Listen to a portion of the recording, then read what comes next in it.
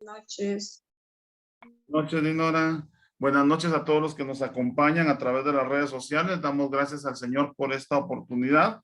Seguimos en esta formación litúrgica. Hoy vamos a ver pues otras partes de la Eucaristía que son importantes para nosotros, para entender, para vivir, para celebrar de verdad con pleno conocimiento lo que estamos viviendo como cristianos católicos que somos. Vamos a iniciar nuestra jornada diciendo en el nombre del Padre, del Hijo, del Espíritu Santo. Amén. Te damos gracias, Señor, por el don de la vida. Te bendecimos, te alabamos, te glorificamos y te pedimos, Señor, que nos bendiga siempre. Llena nuestra vida, Señor, a través de las gracias, los dones, los frutos y los carismas del Espíritu Santo. Llena nuestra vida de muchas obras buenas que glorifiquen y den testimonio de tu nombre, Señor, en todo tiempo y lugar. Te damos gracias por el don de la vida. Bendícenos, bendice los hogares de todos los que nos acompañan. Bendice los hogares de los aquí representados para que nunca nos falte lo necesario, Señor. Te damos gracias, Mamá María, y confiamos en tu intercesión, en tu protección, y clamamos, Madre Santa, la intención desde hace 2 años, pedir el cese de esta pandemia, y ahora pues también la paz. Clamamos por la paz. Se ha consagrado Rusia y Ucrania al Inmaculado Corazón de María, así como todo el mundo consagrado a ti, Madre Santa.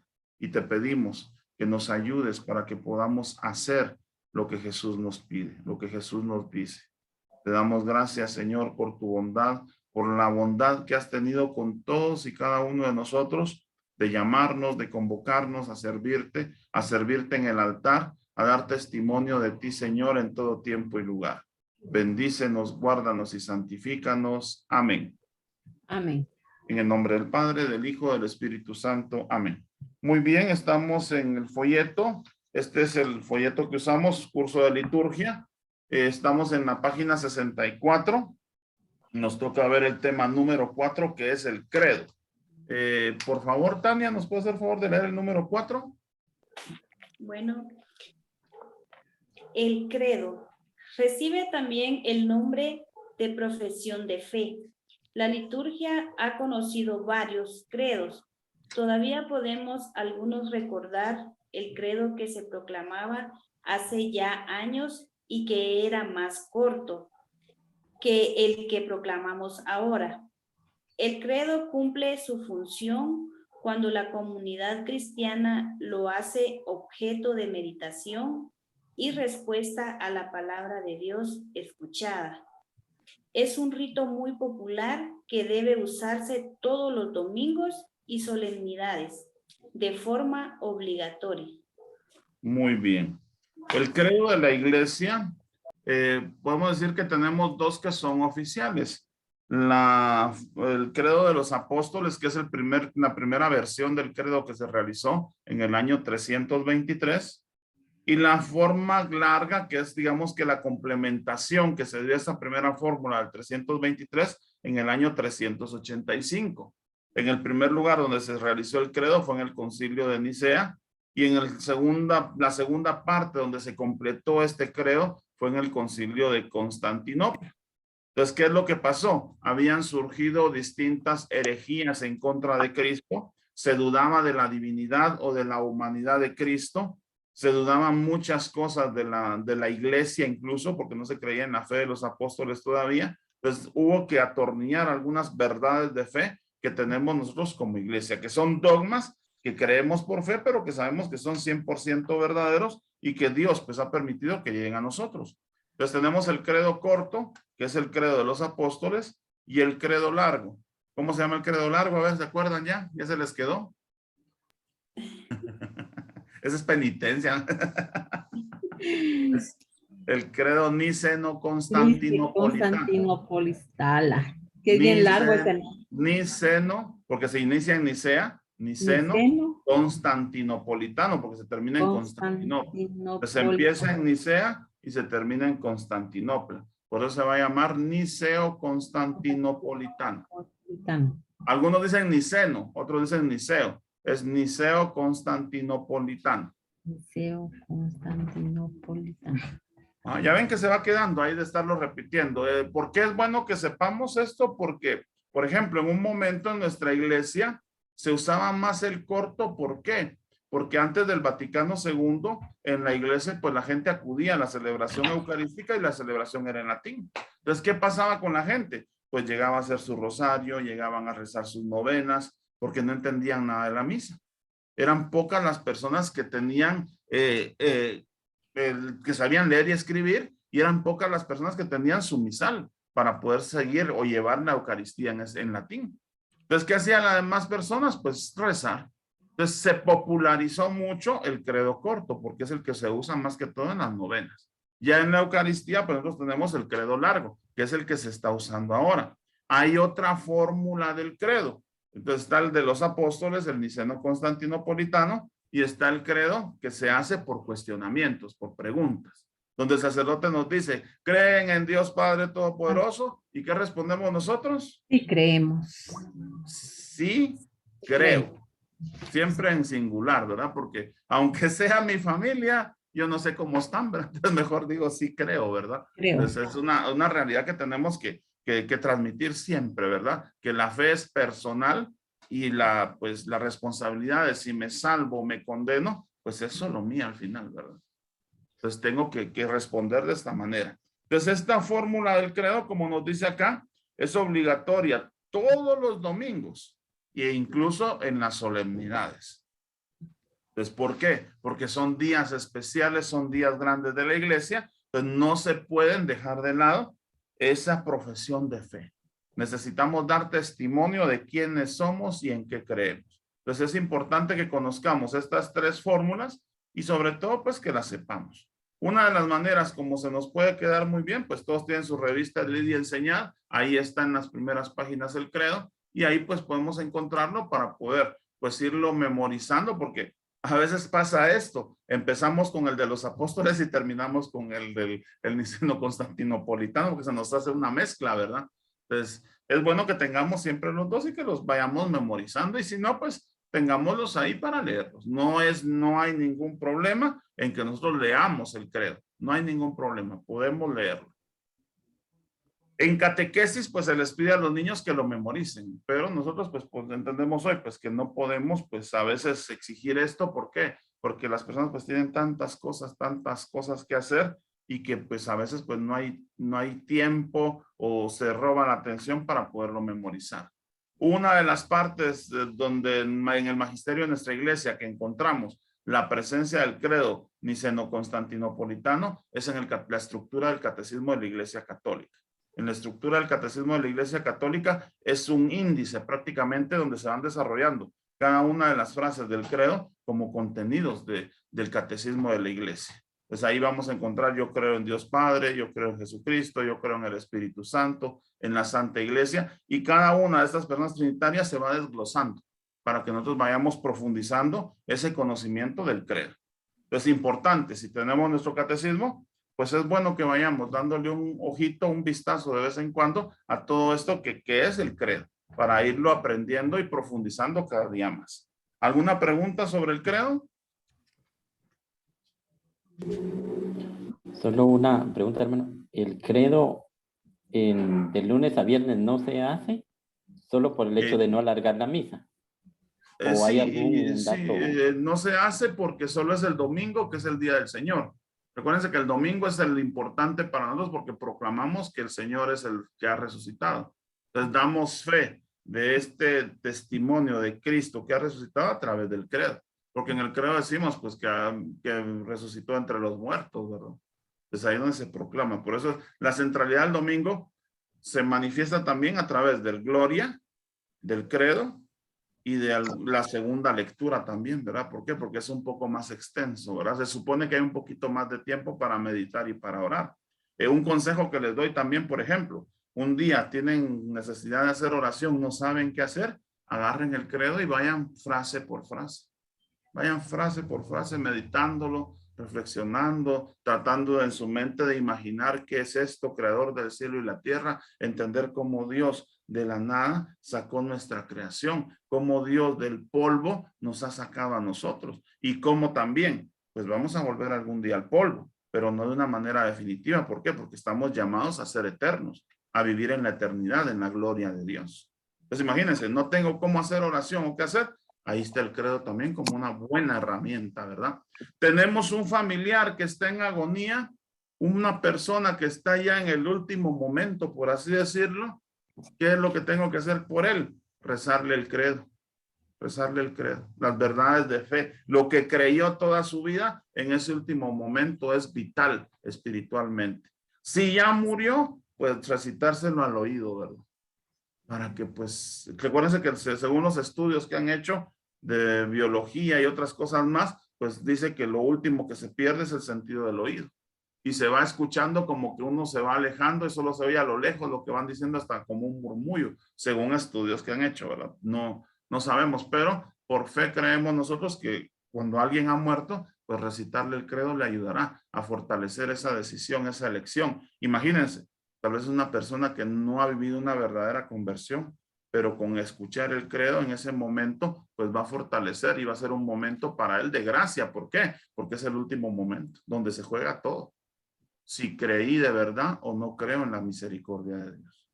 Es importante también que sepamos esto, ¿verdad? No solo lo veamos en la liturgia, veámoslo en la práctica, en la vida diaria, en lo que nos acontece. A veces nos llama la gente, mire, mi papá está en agonía, ¿qué hago? ¿Qué le digo?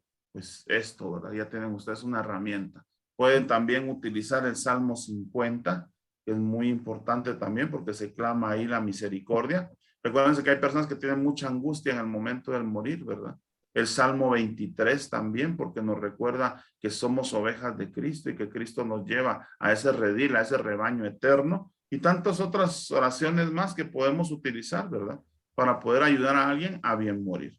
Siempre, siempre, siempre acostúmbrense a cargar una botellita chiquita, aunque sea con agua bendita. Siempre. ¿Por qué? Porque de repente un día les va a tocar una emergencia y teniendo pues ahí su agua bendita, pues pueden bendecir. Incluso a alguien que esté en un proceso de muerte o hasta bautizar a alguien por emergencia también. Porque uno no sabe. Entonces es bueno siempre que tengamos ese sacramental con nosotros. ¿Alguna otra pregunta sobre el credo?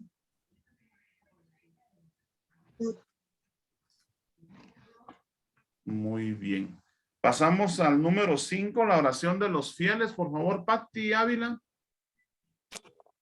Tiene también otros nombres. Es conocido como oración común, oración universal, oraciones solemnes, etc. Es utilizada esta oración de los fieles desde hace muchísimos años en la iglesia. Es una parte muy importante de la liturgia de la palabra. En esta oración, el pueblo sacerdotal expresa su poder de intercesión, pide por las necesidades de la iglesia y del mundo. Dice el número 45 de la ordenación general del misal romano. Conviene que esta oración se haga normalmente en las misas a las que asiste el pueblo. Estas oraciones tendrán una importancia muy grande si además de las peticiones más generales o universales, se hacen aquellas que van hacia la vida de la comunidad. Muchas veces las comunidades cristianas atraviesan necesidades especiales y hay que pedir por ellas.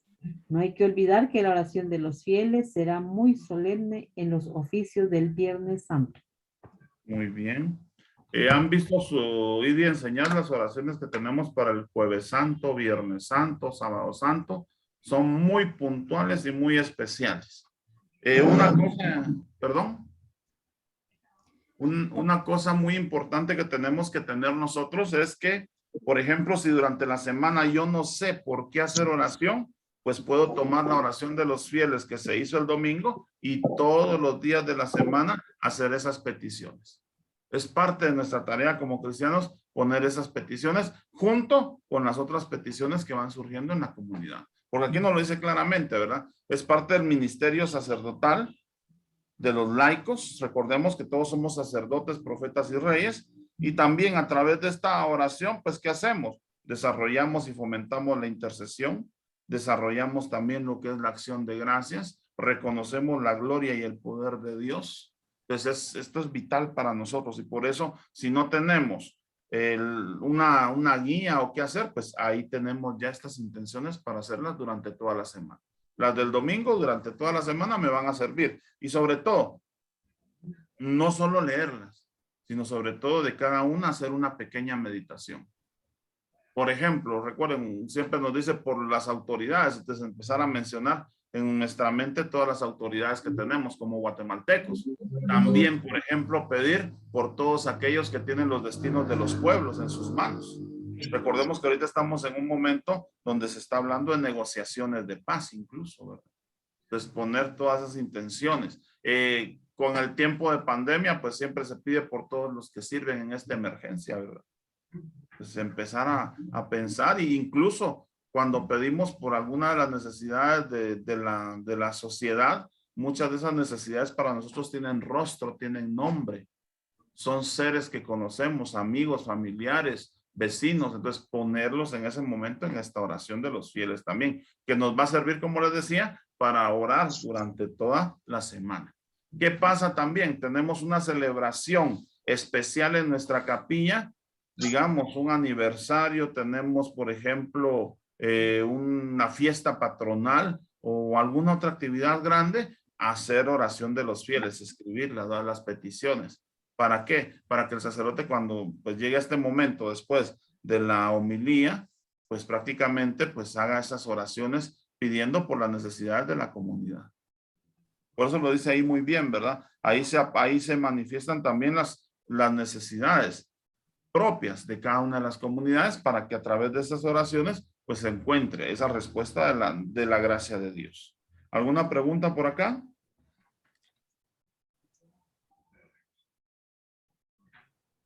Muy bien, doña Ana, ¿nos puede leer el 4.3, por favor?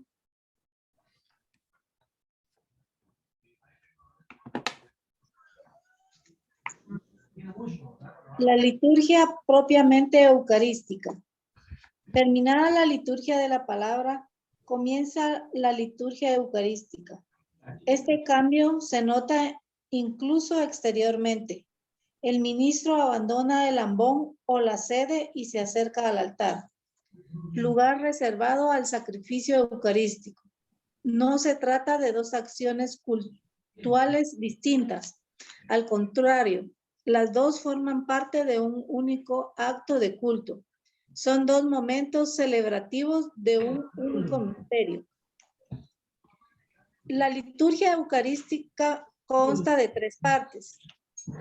Primero, la preparación y presentación de dones. Segundo, la consagración de esos dones. Tercero, la distribución de los dones sagrados.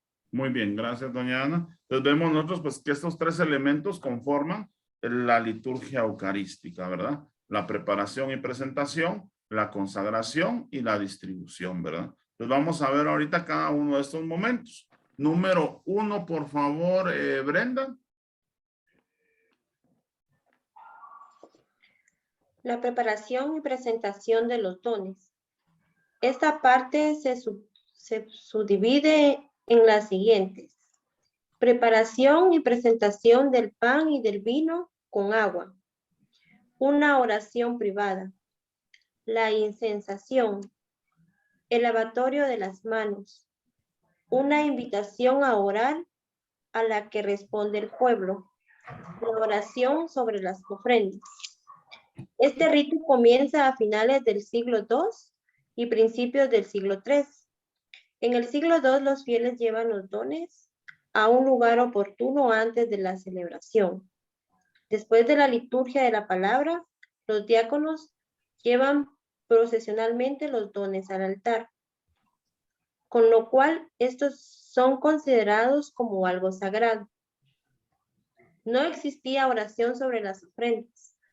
En el siglo IV se empezó a ver esas ofrendas una intención caritativa, pues los fieles empezaron a llevar más de lo necesario con el objeto de ayudar a las necesidades de la iglesia, del clero y de los pobres. La presentación de las ofrendas era considerada como un privilegio y como un deber de los fieles. Muy bien, un momentito por acá. Entonces vean ustedes, ahí vemos todas estas partes que va a tener esta presentación y preparación de los dones y sobre todo, pues vean ustedes, vimos aquí prácticamente una evolución, ¿verdad? Del siglo II, el siglo IV, el siglo III, Entonces, donde vamos a ver cómo pues todo esto va evolucionando y va desarrollando pues muchas cosas. Ahora la liturgia, ¿qué es lo que nos dice cuando se hace la procesión de los dones? Pues que solamente insiste mucho que hoy se presente solo el pan y el vino. ¿Por qué? Porque a veces se presentan tantas cosas que la gente se nos distrae. Que unos caites, que por la misión, que la Biblia, que unas flores, que hasta una gallina, ahí va cualquier cosita pues para el altar, gracias a Dios. Pero ¿qué pasa? Pues no, se nos distrae la gente. Entonces, ¿qué es lo que nos dice ahora la comisión de liturgia? Pues que los dones, las ofrendas se presenten o al inicio de la misa o hasta el final. Entonces, a veces es mejor que sea al inicio porque la gente siente aquello de que lo que ofrendó pues está ya en el altar y se consagró, ¿verdad? Recordemos a aquellas personas sobre todo que manejan el concepto de las primicias. Todo lo primero que se cosecha o se recoge es para Dios. Pues para ellos es muy agradable ver que las ofrendas que han dado pues ya estén en el altar durante toda la misa. ¿Qué pasa con todo esto que se recibe o se iba recibiendo en su momento? Pues fue alcanzando una dimensión caritativa. Recordemos, la iglesia siempre se preocupa por alimentar y sostener a los más necesitados. Sigamos leyendo, por favor, Brenda. En el siglo VIII en Roma, los fieles ya no dejan las ofrendas sobre el altar, sino que los ministros bajan a recogerlas a distintas partes de la iglesia. El pan se colocaba sobre un paño sostenido por dos acólitos y el vino se vertía en un cáliz grande desde que era pasado a otro más grande, cada vez que se llenaba. Además, empieza a utilizarse el pan sin levadura. Antes se utilizaba pan corriente o con levadura para la Santa Misa. También empieza a aparecer el canto ofertorial. A principios del siglo XI, también a darse dinero junto con otros dones. Esto daría lugar a que poco a poco desaparecieran las ofrendas en especies y aparece la procesión ofertorial. Muy bien, gracias, Brenda. Entonces vean ustedes, seguimos viendo ese proceso evolutivo y nos vamos dando cuenta pues que en un momento determinado pues va a desaparecer la presentación de dones, de cosas, digamos, y se empieza pues a dar pues el dinero, ¿verdad? ¿Qué es lo que se pide, por ejemplo? Que nomás empieza la procesión de ofertorio, pues si empieza el ofertorio, pues pasen los que se encargados de recoger la colecta y pasen los cepillos lo más pronto posible para que cuando ya inicia el rito de la consagración, ya no haya nadie atravesándose en la capilla. Ya todo esté puesto en el altar. Y las ofrendas que se recogen, pues se ponen al pie del altar. ¿Para qué? Pues para que sean recibidas por Dios como una ofrenda, como lo que es para el sostenimiento de la capilla, para el sostenimiento de los pastores y sobre todo pues también para que se ayude a los necesitados. ¿Alguna pregunta sobre esto?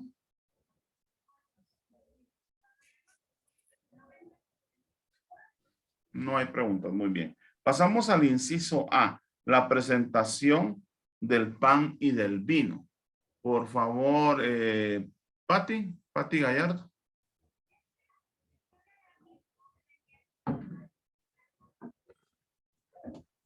Bien. La presentación del pan y del vino.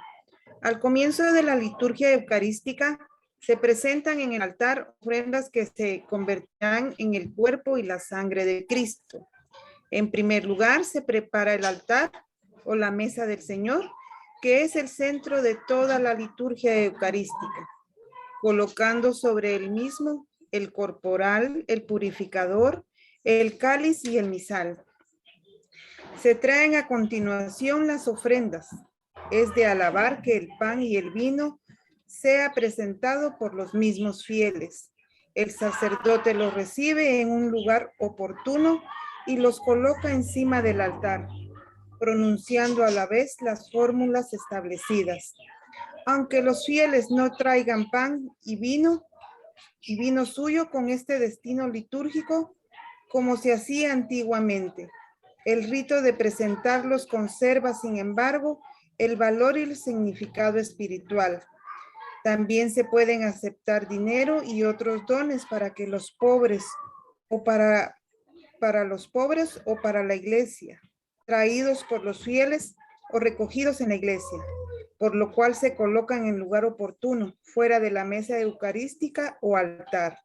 Así lo indica el número 49 de la ordenación general del misal romano.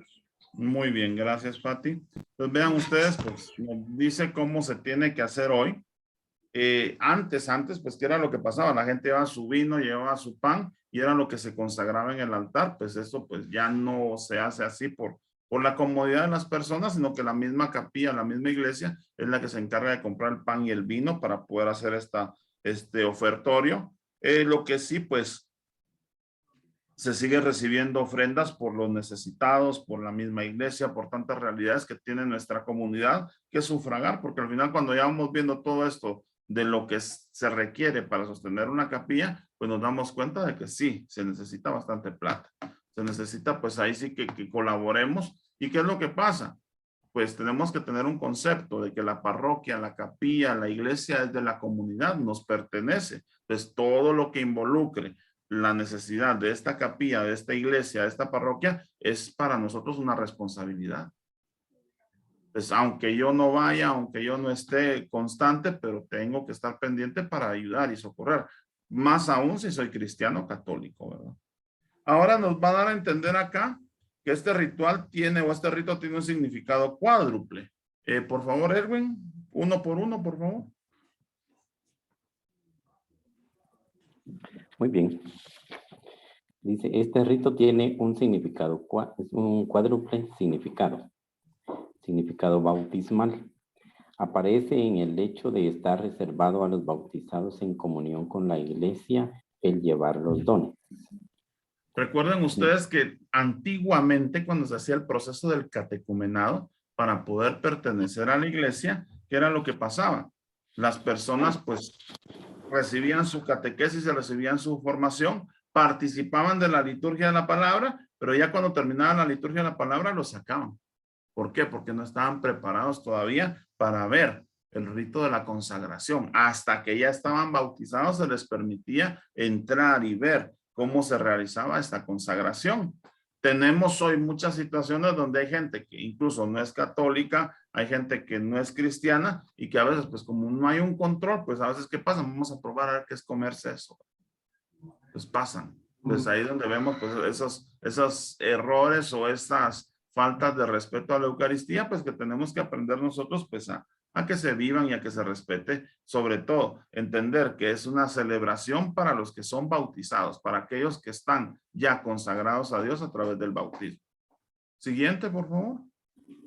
¿O alguna pregunta? Solo agregando ahí al ejemplo que usted ponía, no sé si ya vieron este video que apareció por ahí de un indigente en Nicaragua y que sí hizo fila a la hora de la comunión.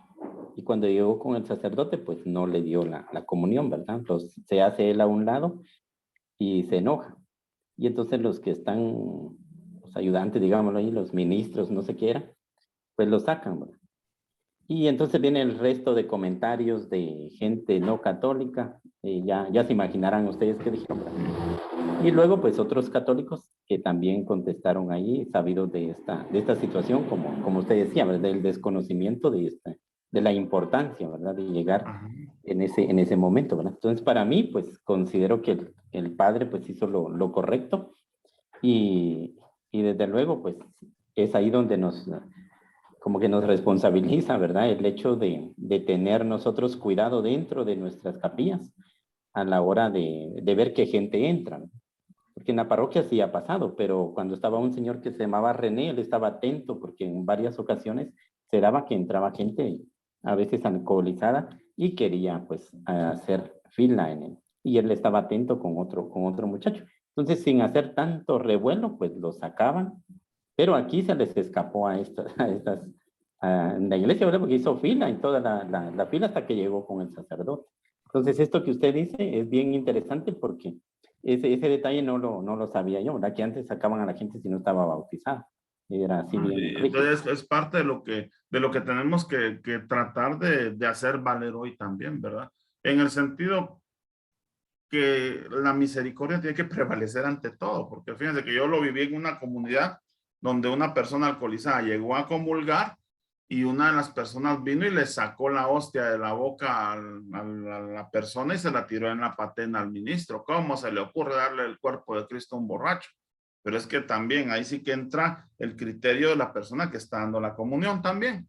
Si considera pues que esta es una persona que en medio de su situación y su pecado pues va a respetar y ha respetado otras veces, pues ahí sí que a la conciencia del que lo está dando. Otra cosa importante, ojo, tenemos hoy un problema muy grave. ¿Por qué? Porque ahora todo el mundo está comulgando con las manos. Y muchas veces lo que hace la gente es que cierra la mano y se lleva la hostia. Y eso no se tiene que hacer, ¿verdad? Se tiene que consumir delante del ministro que la está dando en ese momento.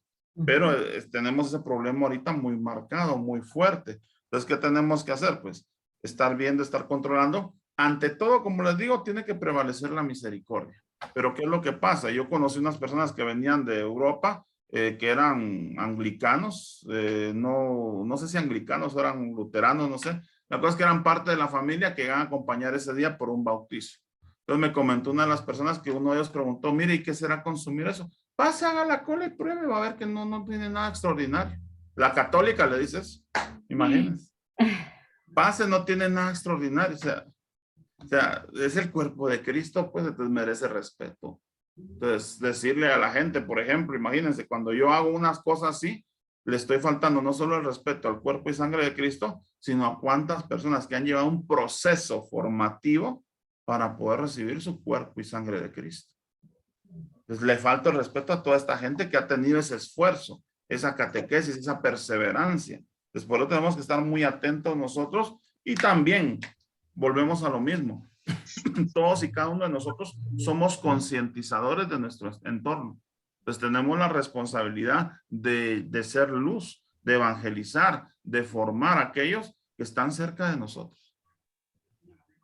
Y como en todo lo que pasa en la iglesia, es una lluvia de comentarios que uno se queda así como que, ¿qué hacemos, verdad? Ahorita, por ejemplo, el problema son las procesiones, que si salen mucho, que si no salen, que si la aglomeración, que esto y lo... Entonces, todo el mundo ve lo positivo, todo el mundo ve lo negativo. El problema es que hay mucha gente que ni va, ni colabora, ni está, y opinan también, ¿verdad?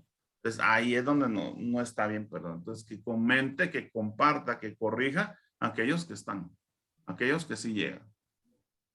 Entonces, ahí es donde vamos viendo pues tantas cosas de nuestra iglesia, ¿sí? Sí, es bien difícil. A mí me pasó un caso hace unos años. Yo di la comunión a una persona que cuando vivía aquí era católica, ¿verdad? Vino al velorio, al entierro de su mamá, no sé si fueron los 9 días. Bueno, pasó a comulgar y yo le di la comunión. Como al poco tiempo vino alguien a visitar a mi mamá y comentó que ella había venido al entierro y se había quedado los 40 días de la mamá.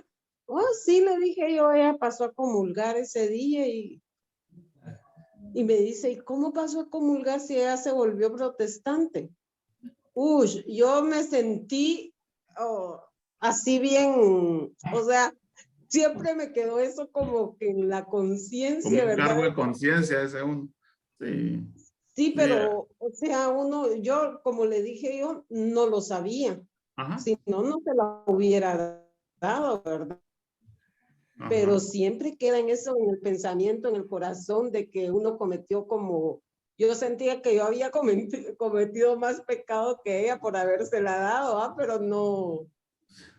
Y es porque tiene conciencia, tiene una conciencia cristiana formada. Pero al final, pues, ¿qué pasa? También la iglesia, vean ustedes, la iglesia es madre y maestra, y la iglesia es sabia, porque la iglesia nos dice, cuando alguien toma el cuerpo de Cristo y lo utiliza no para su santificación y para la honra y gloria de Dios, automáticamente ahí deja de estar presente Jesús. Entonces, ahí sí que nos pueden engañar, porque Es como que dijéramos ahora, todo el mundo, pues para cualquier cosa, cualquier trámite, su gafete o su carnet con todas las vacunas, ¿verdad? Entonces, y vean ustedes cuánta gente ha falsificado esos papeles también, ¿verdad? No nos podemos poner en la iglesia, mire su constancia de bautizo, confirmación, carta de su párroco que permanece es activo en su iglesia, no podemos pedirle. Entonces confiemos en la misericordia de Dios y pidamos que aquellos que están tomando el cuerpo de Cristo en pecado, lo están tomando para usarlo para lo que no es el cuerpo de Cristo, que es santificar a las personas, pues que automáticamente Jesús deje de estar ahí. Entonces ahí sí que la conciencia tranquila, porque no podemos visualizar tantas cosas a veces, no podemos. Yo les comentaba, por eso siempre traten de estar bien arregladitos, de estar bien presentables. ¿Por qué? Porque, por ejemplo, en una capilla, en una iglesia, pues el padre era nuevo y había una persona que estaba ahí sirviendo en el altar. Pero el problema con esta persona es que un domingo llegaba con la esposa y el otro domingo llegaba con la otra señora, ¿verdad? Y todo el mundo lo sabía y la persona pues siempre participaba y ahí estaba. Pero como ese día era el único de tacuchito que estaba, el padre le da la comunión y lo pone a dar la comunión. Entonces imagínense, el padre no sabía y como dice Dinora, después me contaron, el padre no sabía ni qué hacer ni qué decir, pero como él no sabía, pues ahí es donde se salva nuestra responsabilidad, ¿verdad?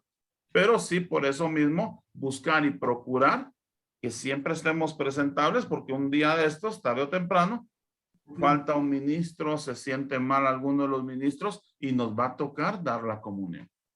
Nos va a tocar servir al altar de esa manera. Entonces, por eso, siempre presentables, impecables, para, ¿por qué? Pues dar este servicio a la comunidad y ese servicio que al final es para Cristo, ¿verdad?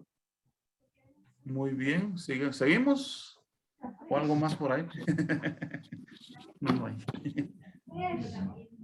Significado de eucarístico. Es cierto. Ay, perdón. Dele, Pati, perdón. Como vi que estaba ahí saludando al nene y todo eso. También ocurrió en la capillita, ¿verdad? Que una parejita llegó tomada y siempre llegan así, ¿verdad? Pero yo le consultaba al sacerdote, ¿verdad? Porque sí, el compromiso que uno tiene, ¿verdad? Y uno sabiendo, vaya, cuando uno está en la ignorancia, pues pasa. Pero cuando no, qué difícil, porque han sido personas muy anuentes, siempre están ahí. Pero sí, hay veces que llegan tomaditos, ¿verdad? Y sí pasan a comulgar y como les dice uno que no, ¿verdad? Como bien dice usted, la misericordia ante todo, porque bendito sea Dios, llegan. Hay quienes se les invita y que están sanos y cuerdos y no llegan. Y no quieren. Y a veces incluso por eso les decía, el ojo, el análisis que uno hace por conocer la comunidad es que ya los conozco, sé quiénes son, sé que pues tienen esta debilidad, pero están aquí, ¿verdad? Entonces, pidamos que esto sea la medicina que necesitan para sanar su cuerpo y su alma y romper con esto. O eso sí, más adelante, cuando los vea sobrios, cuando los vea mejor, empezarles a hablar también, ¿verdad? Porque no solo es dejarlos, que Dios te cuide, que Dios te acompañe y que Dios te guarde, no. Qué bueno que Dios te cuide, te acompañe y te guarde, pero también yo te voy a ayudar, te voy a tratar de orientar. ¿Para qué? Pues para que las personas pues vayan cayendo en cuenta de que no es lo más conveniente, que no es lo mejor.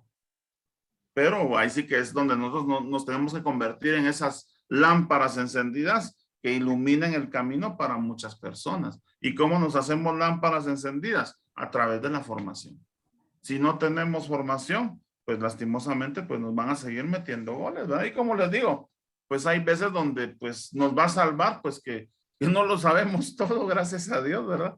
Porque si no, no le daríamos la comunión a nadie, creo yo. Entonces, gracias a Dios, pues que no lo sabemos todo y que en eso, pues que siga prevaleciendo la misericordia de Cristo.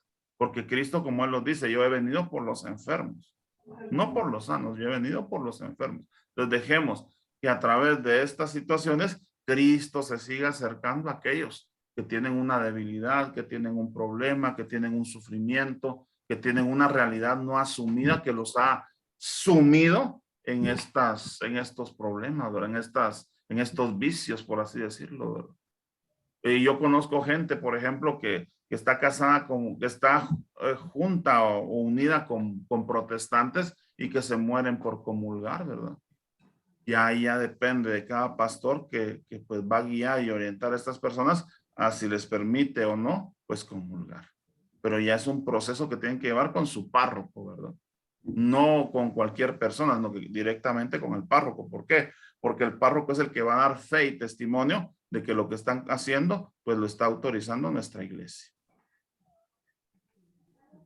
Continuamos. ejemplo, No, perdón. diga, Paqui, dele.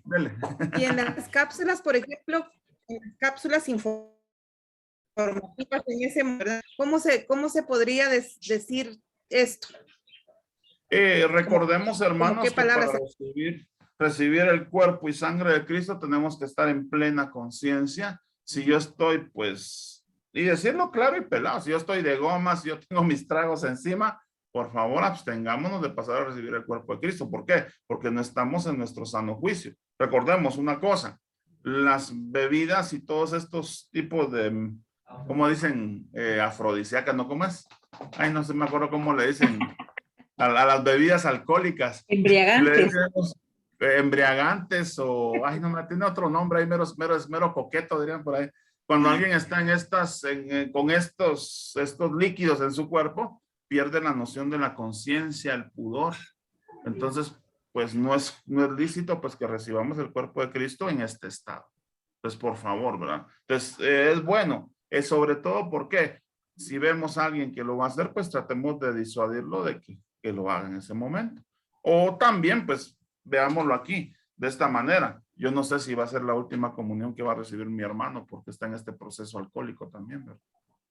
Porque eso ha pasado también, que ahí ha habido personas que son muy alcohólicas, que han pasado a comulgar y al día siguiente pues aparece que murieron de hipotermia, por intoxicación o cualquier cosa. Entonces pensemos que la misericordia de Cristo le permitió llegar al hermano a recibirlo. Ahora, si es un bolito, clavero y peleonero y que me va a hacer escándalo, ahí sí también pues estar organizado, porque fíjense que también, aquí ojo con esto, tenemos que tener un equipo de verdad para estas situaciones, porque el otro día aquí en mi parroquia se metió una loquita.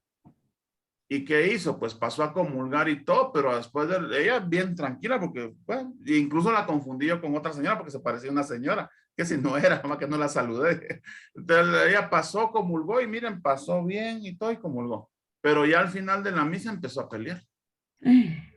No había terminado el padre la bendición y empezó a maltratar y todo. Entonces hay 2 o 3 personas siempre en la parte de atrás que cuando pasa esto, pues mire, venga, y aquí hay una comidita, aquí estamos dando algo. Entonces tener unas frases o algo ya preparado para traer a la persona y sacarla, para que no siga haciendo el escándalo dentro del templo.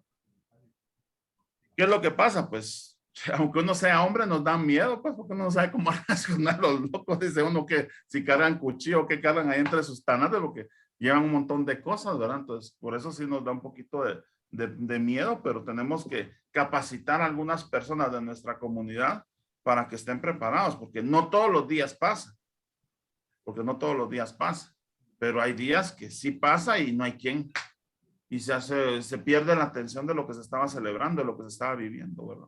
Entonces, si podemos hacer conciencia, las cápsulas antes de la misa. Y si, pues, tenemos que también tener esta capacidad de tener, pues, 2 personas que sean, pues, fuertes para poder someter a una persona que llegue a hacer algún tipo de escándalo, ¿verdad? Porque ahí se han dado muchas cosas. Yo incluso estuve una vez en una boda donde apareció el exnovio de la muchacha, ¿verdad? Y era bien happy, ¿verdad? Hizo un relajo como no tienen idea ustedes. Lo peor que lleva hasta pistola, ¿verdad? ¿Quién lo tocaba? Nadie lo quiso tocar y lo dejaron, ¿verdad? Pero empezó a hacer un gran escándalo hasta que la mamá de la muchacha vino y lo sacó, ¿verdad? Porque así fue la que porque lo conocía y le tenía cariño incluso, ¿verdad?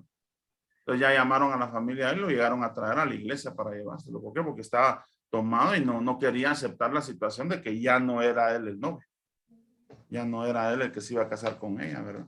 Entonces, por eso les digo, tenemos que tener personas capacitadas para este tipo de emergencias, ¿verdad? E incluso, por ejemplo, en todas nuestras capillas tiene que haber un botiquín. ¿Tienen botiquín ustedes en sus capillas? No. Con agua oxigenada, con alcohol, con gasas, con curitas, algún acetaminofén, algo para el dolor, un ibuprofeno. Pues tenemos que tener siempre eso también ahí. Incluso, por ejemplo, venden vasitos de agua, así sellados, tener pues eso ahí porque a veces uno dice aquí piden un vaso de agua y pues uno no hay, aunque sea el chorro, ¿verdad? Pero no sabe si la persona se va a enfermar o algo, va a decir después, va a querernos hasta demandar que sea ni que le dimos en la misa, ¿verdad?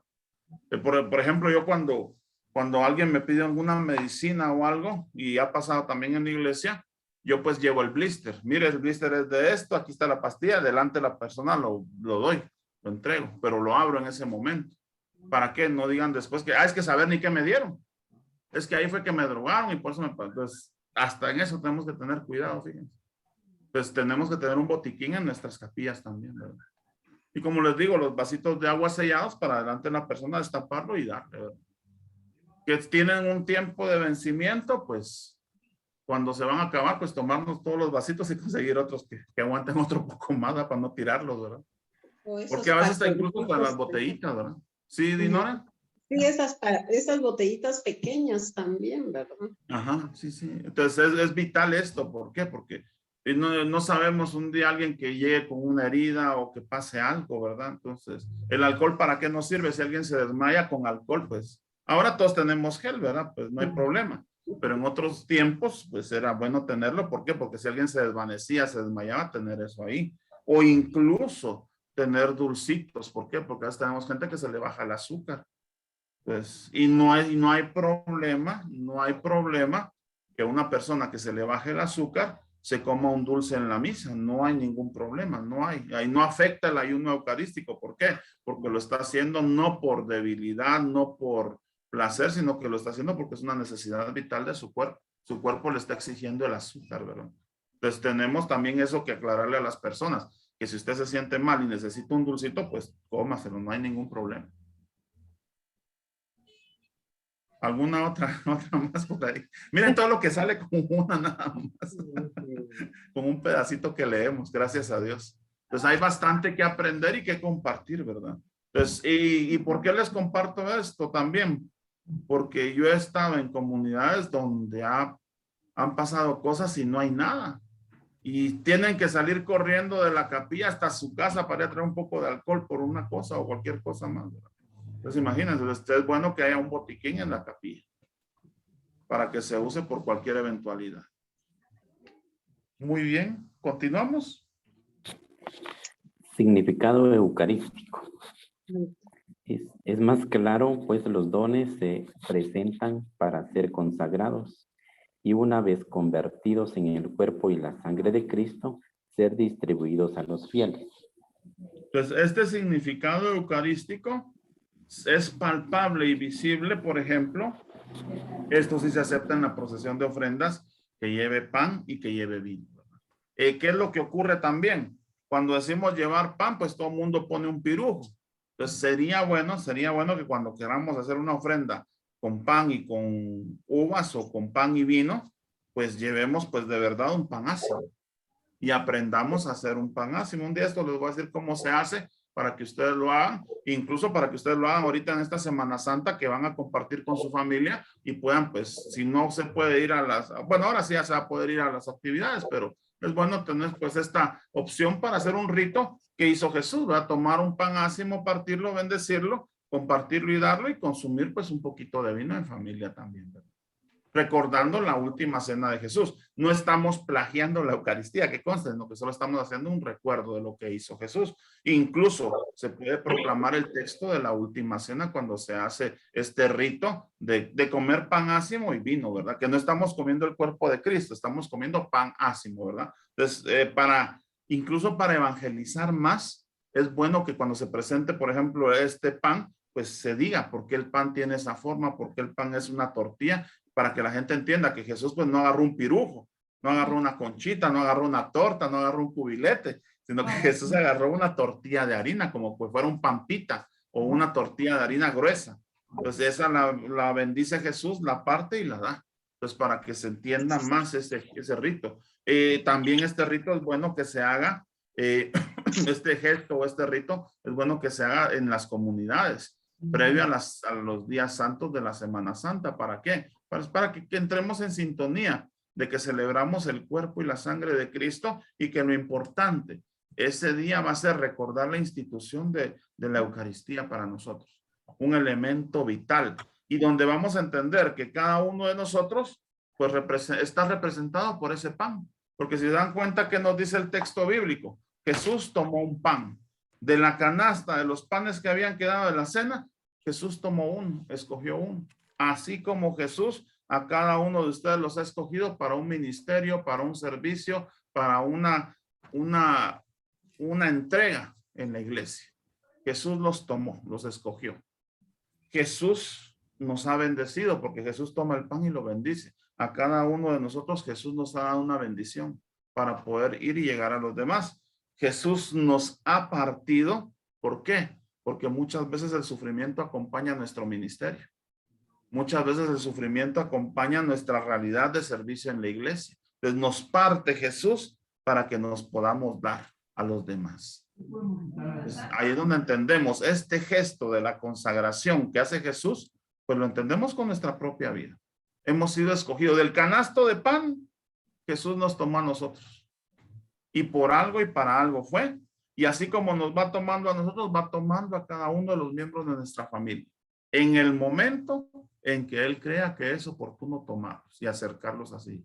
Pues ahí vamos a ver nosotros pues que el tiempo es de Él por eso. Pues cuando vemos este gesto de ser consagrados, pues entendamos que el rito también es por nosotros. Es para nosotros, que hemos sido escogidos, hemos sido benditos, nos han partido para que nos demos. ¿Alguna pregunta de este significado eucarístico? Muy bien, sigamos, Erwin, por favor. Significado antropológico.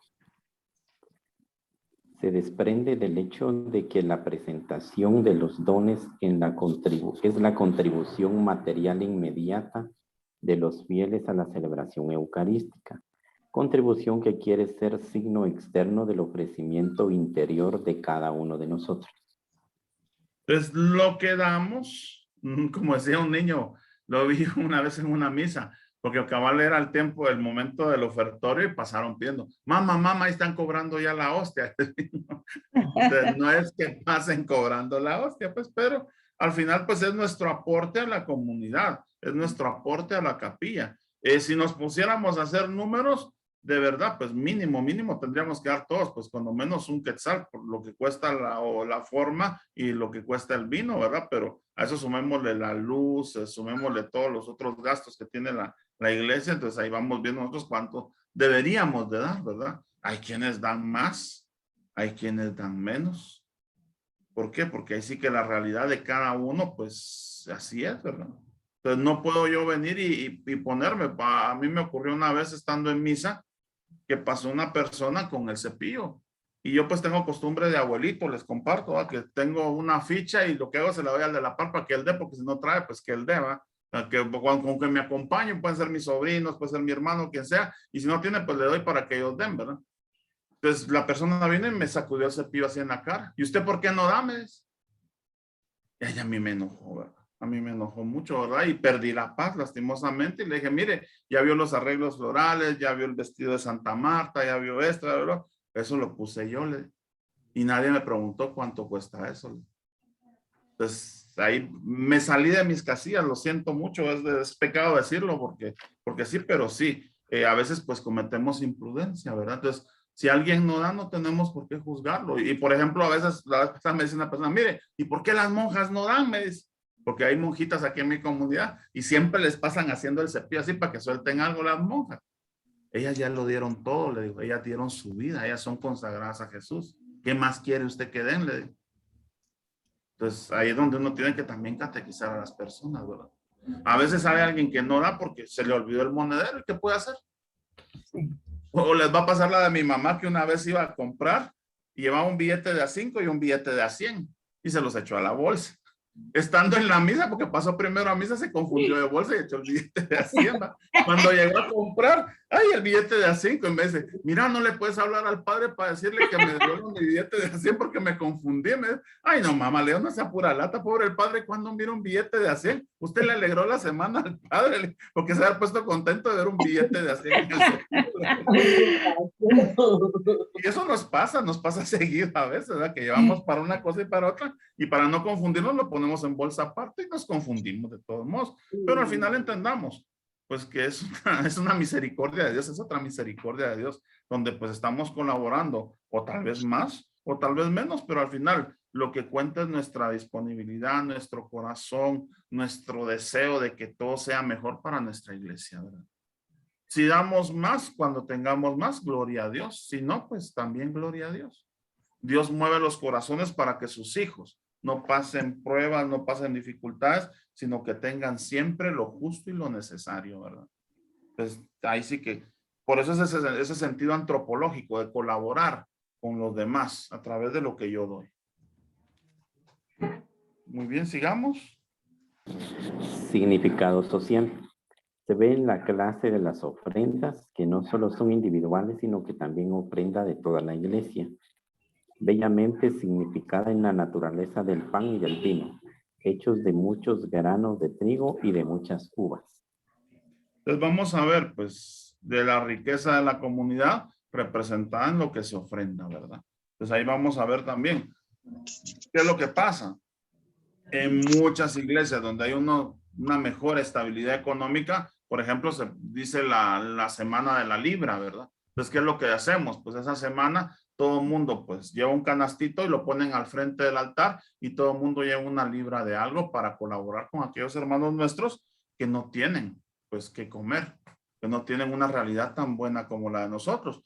Por ejemplo, hoy se está pidiendo mucho que hagamos obra de misericordia por aquellos hermanos nuestros que están en Ucrania. ¿Por qué? Porque muchos de nosotros hoy tenemos una cama, tenemos un techo, tenemos abrigo, tenemos comidita caliente, tenemos formación incluso. Pensemos cuántos hermanos nuestros en esta realidad mundial pues están en la calle, están durmiendo bajo de un puente, están huyendo en este momento. Cuánta gente, por ejemplo, solo va con lo que tiene puesto, dejando todas sus pertenencias a la mano de Dios. ¿Por qué? Porque es más valiosa la vida. Entonces vamos a ver nosotros que tenemos mucho que orar y que agradecer a Dios. Entonces por eso este sentido social pues nos invita a que ofrezcamos obras de misericordia por aquellos hermanos nuestros que tienen una realidad muy distinta a la nuestra. Muy bien, ¿alguien nos quiere compartir algo de esto que vimos, de este cuádruple significado? ¿Lo sabíamos? Sí, por ejemplo, en lo social, nosotros aquí en nuestra capillita pedimos, pero de plano que no hay. Se nos olvida, ¿verdad? Porque sí, se pide la librita de amor y no sé cómo motivar más. Motivar más, porque sí está bien difícil. Muchas veces es solo la comunidad que está sirviendo en el mes que lleva sus ofrendas, de ahí ninguno. Y fíjense que esto es parte del no sentirnos parroquia. ¿Por qué? Es que esto le tocó a la comunidad tal y ellos que miren cómo salen. Entonces, ¿para qué? Para que la nuestra, pues nuestra ofrenda se vea que es más o que está mejor, ¿verdad? Entonces, no, ahí es donde perdemos el sentido de parroquia, que tenemos que ir mejorando cada día, de entender que si me apoyan a mí, yo tengo que apoyar a los otros grupos. Y si no me apoyan, pues también tengo que apoyar a los otros grupos, porque todos somos miembros de una misma iglesia, ¿verdad? Muy bien, ¿alguien más? Tenemos rato de no vernos y están calladitos. Muy bien. Dinora, ¿nos puede leer el inciso B, la oración privada, por favor? La oración privada. El sacerdote toma en sus manos la patena con la hostia y elevándola un poco recita una oración de bendición. Lo mismo hace con el cáliz. Las dos oraciones que acompañan la presentación del pan y del vino son, en realidad, una misma oración debidamente adaptada a cada caso. Han sido compuestas tomando en cuenta el espíritu de las bendiciones hebreas de los alimentos. Son bendiciones dirigidas a Dios, que es fuente de todo bien y Señor de lo criado. para alabarle y bendecirle por los dones del pan y del vino que él nos concede. Pues siendo fruto de la tierra y del trabajo del hombre, proceden en última instancia de su bondad. Podemos decir que esta presentación es interesada, porque a la vez que se presentan a Dios y se le pide que Él los convierta en pan de vida y bebida de salvación, cuando el sacerdote recita en altavoz esas oraciones, es decir, cuando no coinciden con el canto del ofertorio, el pueblo responde con la aclamación: bendito seas por siempre, Señor. Bella expresión bíblica que cierra la oración que ha comenzado diciendo: bendito seas, Señor. Muy bien, gracias, Dinora. Recordemos que el sacerdote toma el pan y dice: bendito sea, Señor, por este pan, fruto del trabajo y del esfuerzo de los hombres, que él sea para nuestra salvación. Y el pueblo responde: bendito seas por siempre, Señor. Después toma el cáliz y dice: bendito sea, Señor, por la vid, por el fruto de la vid, que se ha transformado en este vino para la salvación de los hombres, representación del sacramento, del sacrificio de la sangre de tu Hijo. Y el pueblo responde: bendito seas por siempre, Señor, ¿verdad? Entonces recordemos que puede ser cantado porque hay un coro que cante y que haga pues este ofertorio o este canto al inicio de este momento de la liturgia eucarística, y donde pues el canto pues no permite que se escuche esta oración, que aunque haya un coro, el sacerdote siempre la hace, o en voz baja, o también pues a plena voz, para que el pueblo participe y responda: bendito seas por siempre, Señor. ¿Por qué? Porque recordamos a través de estos dones que se ofrendan, principalmente la providencia de Dios con cada uno de nosotros, porque hasta el día de hoy a ninguno de nosotros nos ha faltado pan en nuestra mesa, nos ha faltado pues algo con que sustentarnos. Tal vez a veces ha habido menos que otras veces, pero nunca nos falta lo indispensable, porque Dios es un Padre providente. ¿Alguna pregunta de esta oración privada? Esta la encuentran también en el misal romano. Ahí en el misal está en el momento de la consagración, previo a la consagración, en donde se da la presentación de los dones. Muy bien. Pati Ávila, por favor, la incensación. La incensación. Las ofrendas colocadas sobre el altar y el altar mismo pueden ser incensados para significar de este modo que la oblación de la iglesia y su adoración suben ante el trono de Dios como el incienso. También el sacerdote y el pueblo pueden ser incensados por un diácono o por otro ministro, después de la incensación de los dones y del altar. Indica el número 51 de la ordenación general del misal romano. Esta es la incensación más solemne de la misa. Comenzó a usarse antes del siglo XIX. Siglo IX. En cuanto a su significado, nos hace comprender que estamos celebrando una fiesta, pero además simboliza el honor que tiene ese pan y ese vino colocados en el altar, convirtiéndose así en una reverencia anticipada al cuerpo y sangre de Cristo que pronto se harán presentes. Al terminar de incensar las ofrendas, se inciensa al pueblo, lo cual permite que quienes participen en la Santa Misa se sientan dentro de la celebración y unidos a los dones colocados sobre el altar. Bien, gracias, Pati. Recordemos una cosa importante también. El incienso en nuestra iglesia se ve también como un elemento purificador. Entonces, cuando empieza la Eucaristía, el sacerdote entra con el incensario y prácticamente pues incensaría el altar cuando inicia la Eucaristía. ¿Por qué? Porque lo está purificando para que cuando llegue el momento de la consagración ya esté limpio espiritualmente el altar. También el sacerdote, cuando ya termina de incensariar y entrega el incensario a los acólitos incensarían el altar al sacerdote para significar pues que está puro para poder representar y realizar el santo sacrificio en el altar. Ya cuando hablamos también del momento de la consagración, que el sacerdote incensarió los dones, los acólitos reciben también el incensario del sacerdote y van a incensariar al pueblo. No solo para decirles al pueblo que está siendo partícipe de esta celebración, sino que también el pueblo tiene que ser purificado para poder estar en gracia de Dios, ¿verdad? Ya vivimos el acto penitencial, estamos viviendo este gesto purificatorio y también, por ejemplo, en algún momento de la Eucaristía, a veces pues tenemos la aspersión de agua, donde se nos purifica también pues de nuestros pecados. Entonces, aquí viene la situación. Cuando nosotros sentamos pues el ambiente de nuestra casa muy cargado, muy tenso, muy estresante, pues es bueno también que quememos incienso en nuestra casa. Si pueden también al incienso, échenle un poquito de agua bendita para bendecirlo y así pues poder purificar los ambientes de su casa. Mucha gente va a empezar, es que son brujos porque están quemando incienso, pero es que el ignorante no sabe y va a decir y va a hablar porque tiene boca. Pero nosotros que ya sabemos y que estamos viéndolo aquí a través de la formación, entendemos que estamos purificando nuestro ambiente, ¿verdad? ¿Qué día hacerlo? Cualquier día lo pueden hacer, ¿verdad? Cualquier día lo pueden hacer. Regularmente recuerden ustedes que las abuelitas el Viernes Santo a las 3 de la tarde quemaban incienso también, ¿verdad? Entonces son momentos que si no estamos en los oficios, es bueno que lo hagamos en la casa, ¿verdad? Para recordar sobre todo el sacrificio de Cristo y el símbolo que tiene, que pedimos a Dios que nuestra oración suba a su presencia como sube el incienso. Entonces ese símbolo que tiene ahí y plasmado, pues este elemento del incienso, ¿verdad? ¿Qué incienso podemos quemar? Pues está el de las chibolitas blancas, está la mirra, están los otros inciensos que tenemos, que mucha gente a veces no los quiere usar porque dice pues que son de brujería, pero entendamos nosotros que los elementos son puros. El que los hace impuros es el ser humano.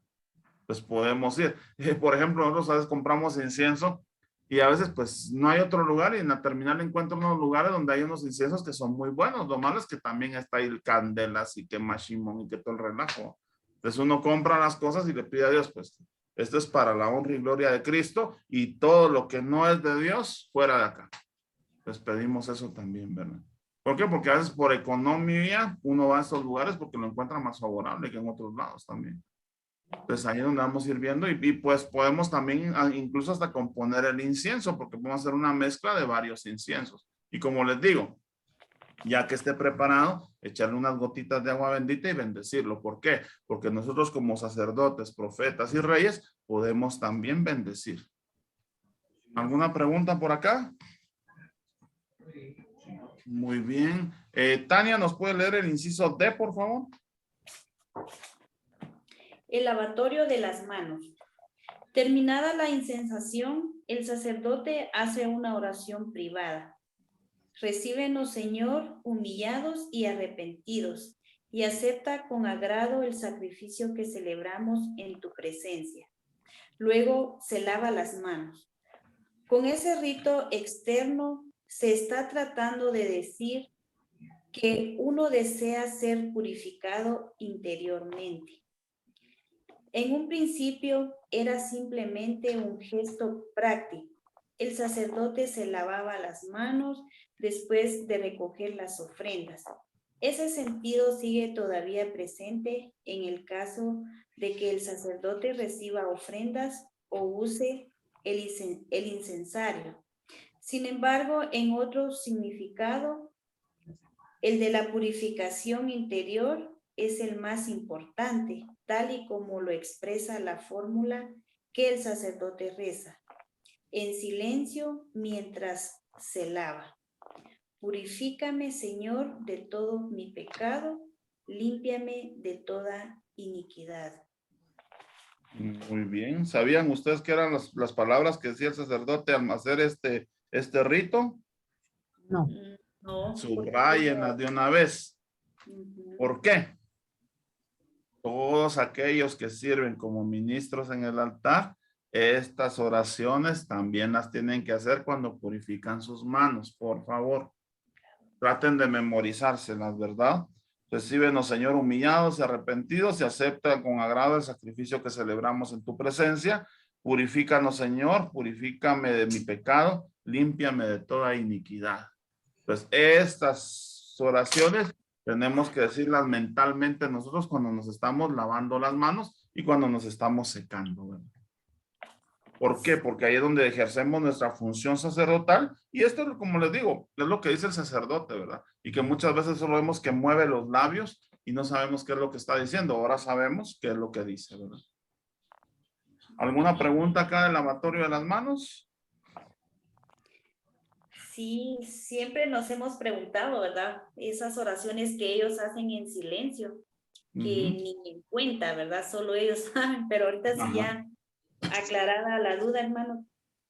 Y sobre todo, ¿por qué? Porque están ustedes sirviendo en el equipo de liturgia o en el equipo de servicio a la palabra. Pero muchos de ustedes van a ser convocados a servir también como ministros extraordinarios de la comunión. Pues por favor, no son ministros algunos tal vez, pero en nombre de Dios algún día pues lo serán. Recuerden siempre esto. Recuerden siempre esto porque esto nos ayuda para poder hacer mejor, pues no solo el servicio, sino que de una manera más espiritual lo que estamos realizando para Cristo. Muy bien. El inciso E, por favor, doña Ana.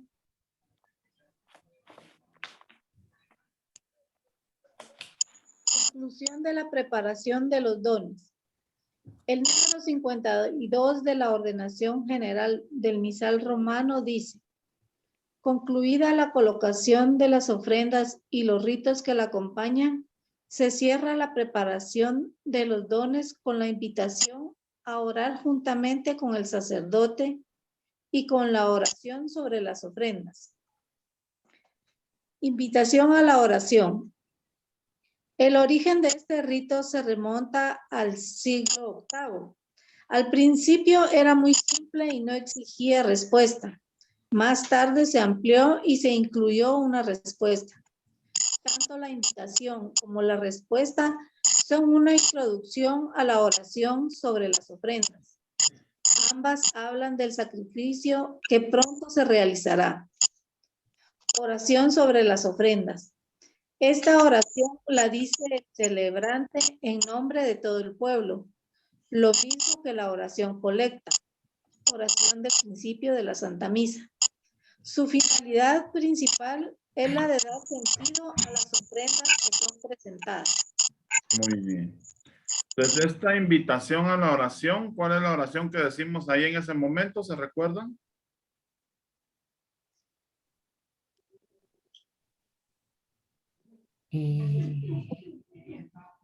A ver, a ver. Recibe, Señor, Este sacrificio para alabanza y Para gloria, alabanza y gloria de tu santo para nombre. nuestro bien y el de toda tu Santa Iglesia. Entonces, imagínate, recibe, Señor, estos dones. Pues ahí estamos pidiéndole a Dios que reciba esto que estamos presentando para nuestro bien y el de toda la iglesia en realidad. Pues esa invitación a orar, ¿verdad? Porque el sacerdote pues nos va a decir, pues para que nosotros continuemos esta oración y sobre todo pues también, ya cuando se empieza a dar sentido a esto que se ofrece, pues no solo es un sentido material, sino que sobre todo es un sentido espiritual, al que estamos llamados todos pues a vivir de una manera u otra, pues todo este santo sacrificio. ¿Alguna pregunta por acá?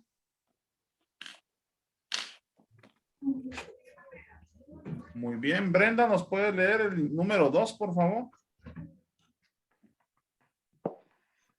La consagración de los dones. En el número 54 de la ordenación general del misal romano dice: ahora es cuando tiene lugar el centro y culmen de toda la celebración, a saber, la misma plegaria eucarística, que con una plegaria de acción de gracias y santificación, el sacerdote invita al pueblo a elevar el corazón hacia Dios y se le asocia a su propia oración que él dirige en nombre de toda la comunidad. Por Jesucristo, a Dios Padre. El sentido de toda esta oración es que la congregación entera de los fieles es una con Cristo en el reconocimiento de las maravillas de Dios y en la oblación del sacrificio. Según lo dicho, La plegaria eucarística es el centro y la cima de la celebración y se caracteriza sobre todo por ser una gran acción de gracias por toda la obra de la salvación, cuyo culmen es el sacrificio de Cristo.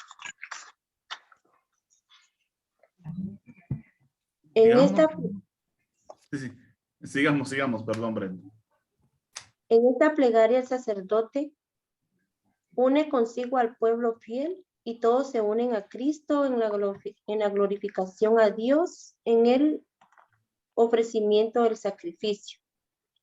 Por eso mismo podemos decir que la plegaria es una oración presidencial y es el sacerdote a quien le toca decirla.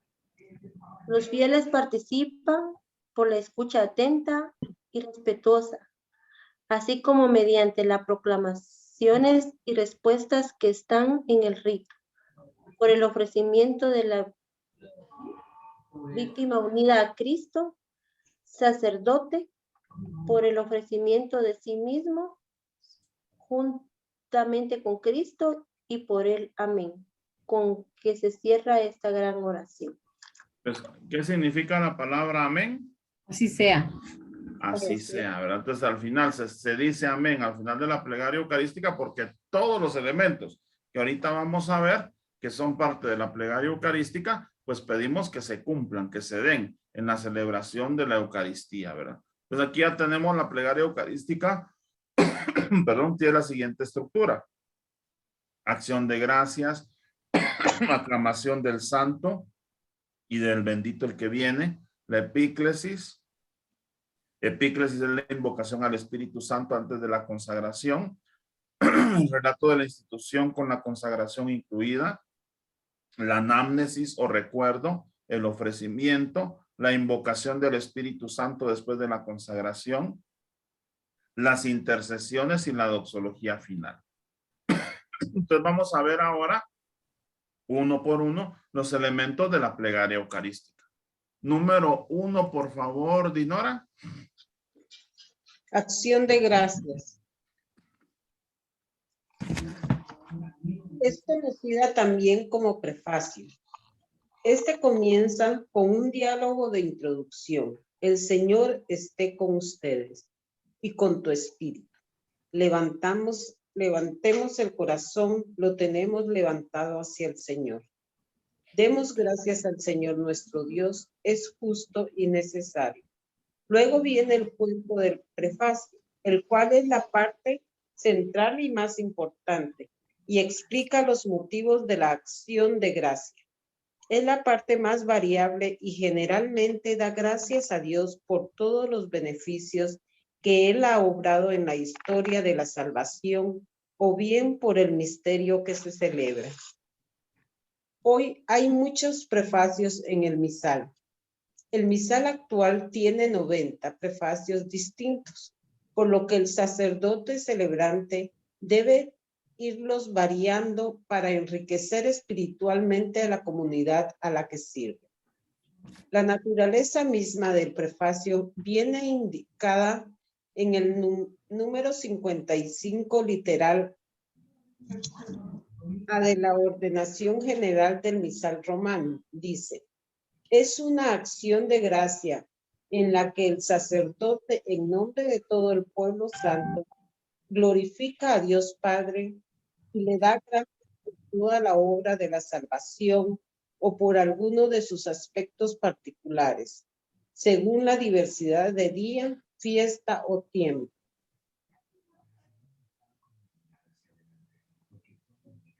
Muy bien, gracias, Dinora. Pues vean ustedes, la primera parte de esta acción de gracias, pues tiene un diálogo, ¿verdad? Como decíamos, el sacerdote habla o pregunta o dice y el pueblo va respondiendo. Y estas preguntas que vamos respondiendo, pues prácticamente se convierten en parte de esta gran oración que es en sí la plegaria eucarística. Vean ustedes, pues hay 90 prefacios distintos, ¿verdad? Pues, ¿qué es lo que tienen que hacer los sacerdotes? Pues irlos variando. ¿Para qué? Para que pues se vaya viendo pues la riqueza de la Eucaristía. Cada prefacio pues va a tener una intención o una intencionalidad. dependiendo de lo que se esté celebrando. ¿Por qué? Porque hay prefacio de la Santísima Virgen María, hay prefacio de apóstoles, hay prefacio de santos y santas de la iglesia, hay prefacio de doctores, hay prefacio de las solemnidades de Cristo, de cada una de las solemnidades de Cristo y de la Santísima Virgen María.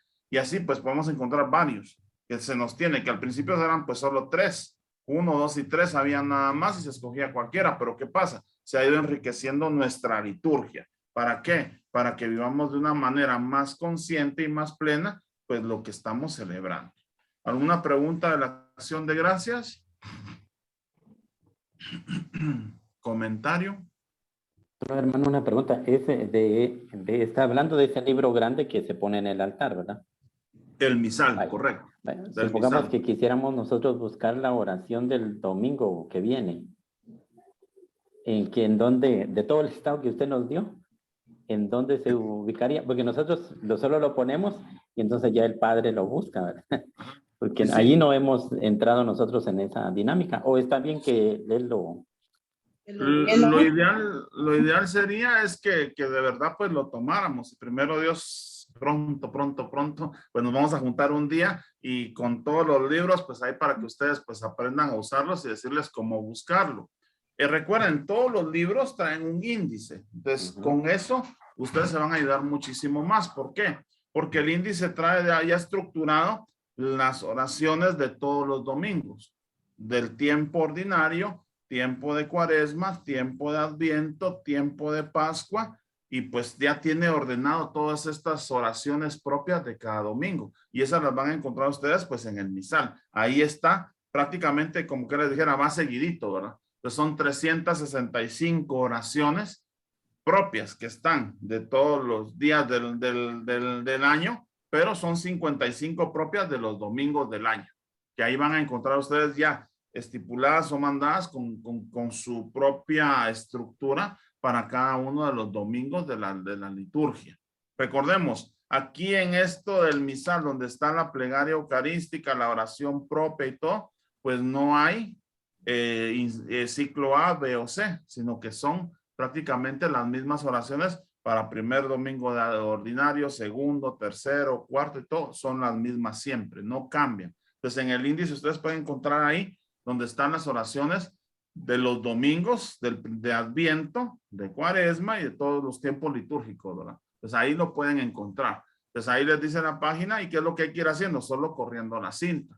El problema que tenemos es que cuando, por ejemplo, terminamos ahorita unos domingos del tiempo de Adviento y ya nos pasamos al tiempo de Cuaresma. Entonces hay que regresar la cinta donde están los tiempos litúrgicos de Cuaresma o Adviento.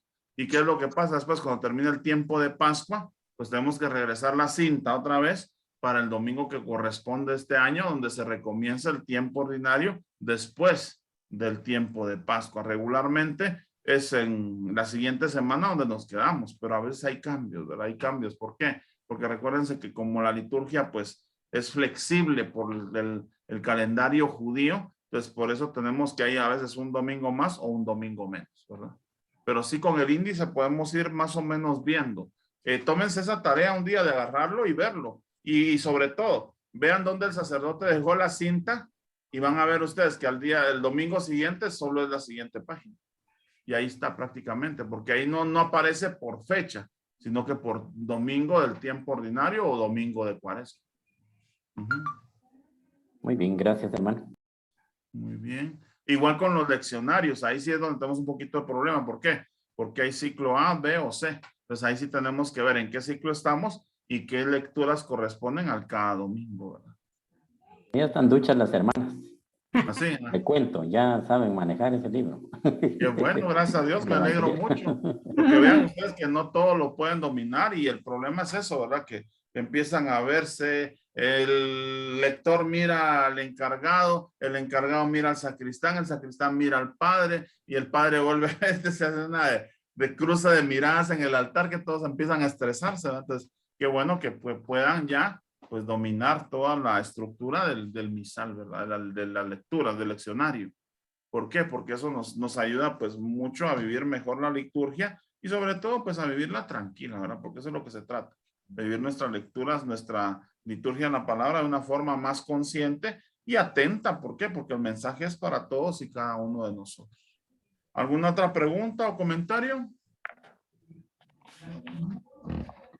Muy bien. Patti, ¿nos puede leer Ávila, nos puede leer el número 2, por favor? La aclamación del santo y del bendito el que viene. El santo es la continuación del prefacio. Las palabras santo, santo, santo es el Señor, Dios del universo. Llenos están el cielo y la tierra de tu gloria, hosana. Están inspiradas principalmente en Isaías 6:3. Es una aclamación solemne que la iglesia dirige al Padre como conclusión de la acción de gracias del prefacio, unida a la iglesia del cielo. La iglesia peregrina participa ya de la liturgia celestial cantando al Señor un himno de gloria. Sencillo en sus palabras, es un himno de contenido muy grande donde todos los beneficios y bendiciones que Dios nos da y que nosotros agradecemos son manifestaciones de su santidad, ante la cual nosotros solo podemos postrarnos con un sentimiento de profunda reverencia. El bendito, el que viene, tiene también un origen bíblico. El texto fundamental que reproduce es Mateo 21:9. Se refiere a la entrada triunfal de Cristo en Jerusalén. Terminado el prefacio y el canto o recitación del santo, se inicia la anáfora. No vamos a explicar paso por paso los números 3 al 7, que son propios de la anáfora y que han sido indicados en la página anterior, sino que estudiaremos las anáforas en general.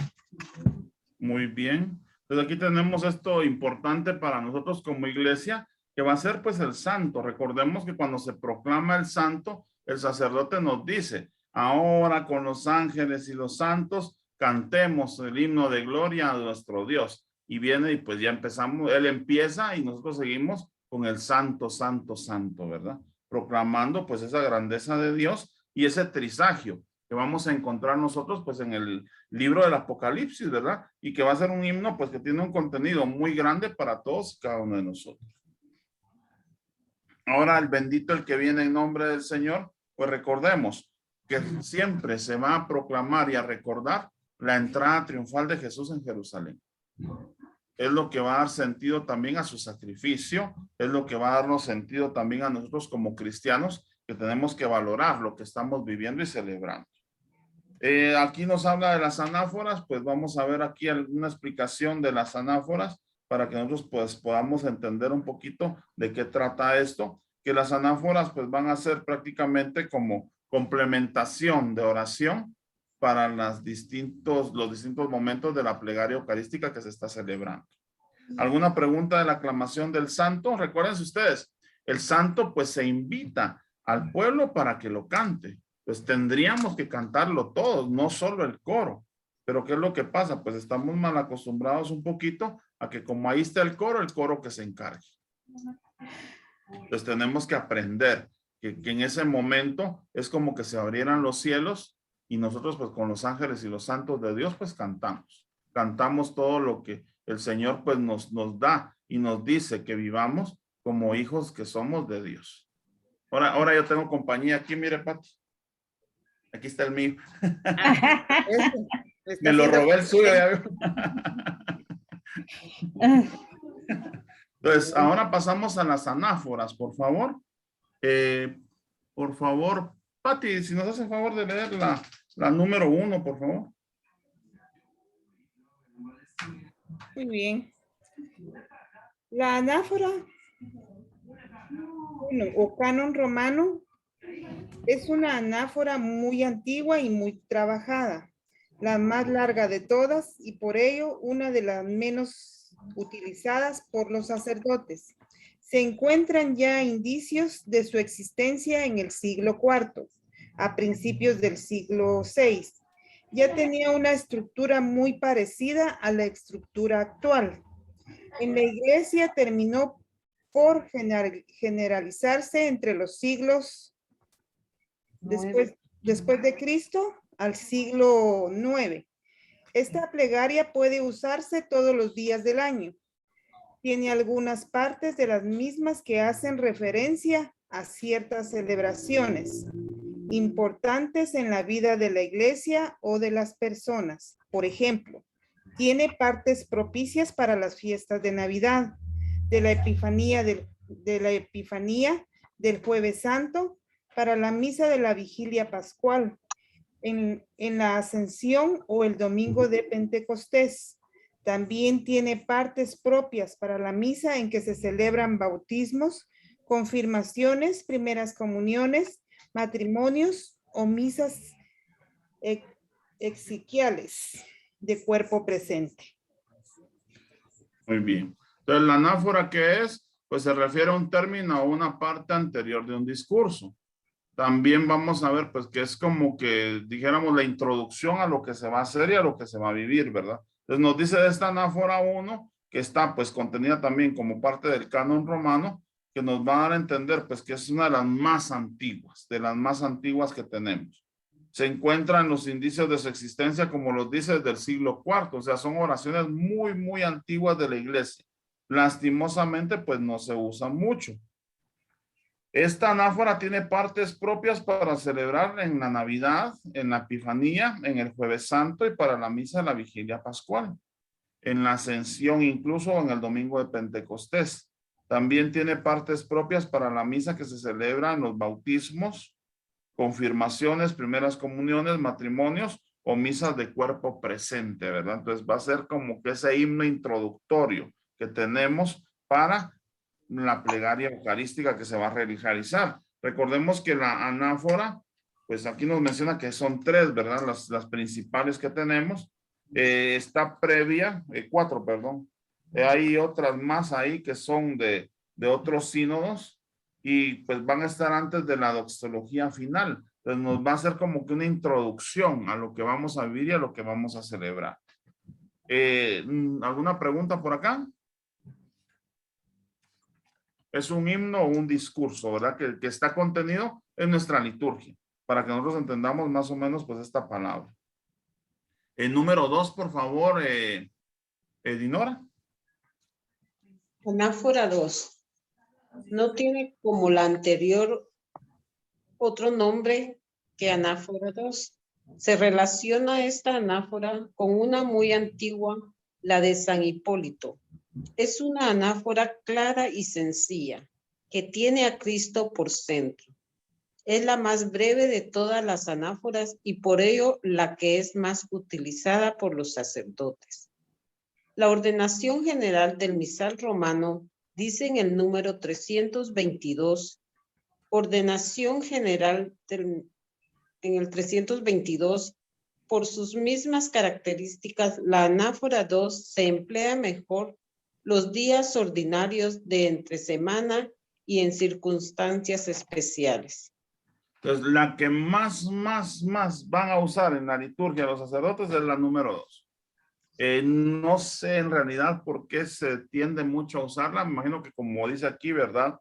Es la que se puede usar más para días ordinarios, para otros momentos de la iglesia que son más constantes y prácticamente pues también en algunas circunstancias especiales. Va a tener pues obviamente como todas a Cristo por centro. Cristo es el centro de este himno, de este discurso que se está dando previo pues a la doxología final. Número 3, por favor, Tania.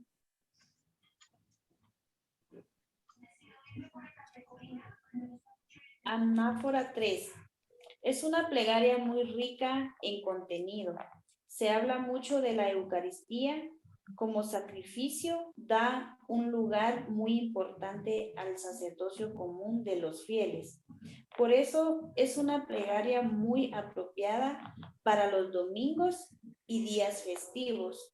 Esta anáfora tiene un recuerdo muy hermoso de los difuntos. Por ello también está indicada para aquellas misas llamadas exequiales y que entre la gente se conocen como misas de cuerpo presente. Su estilo es sencillo y bíblico. Es una plegaria relativamente breve. Unas Muy 500 bien. palabras, dice. Muy bien. Gracias, Tania. Pues solo quiero salir de una duda acá, por favor. Permítame un momentito. Plegaria y reconciliación.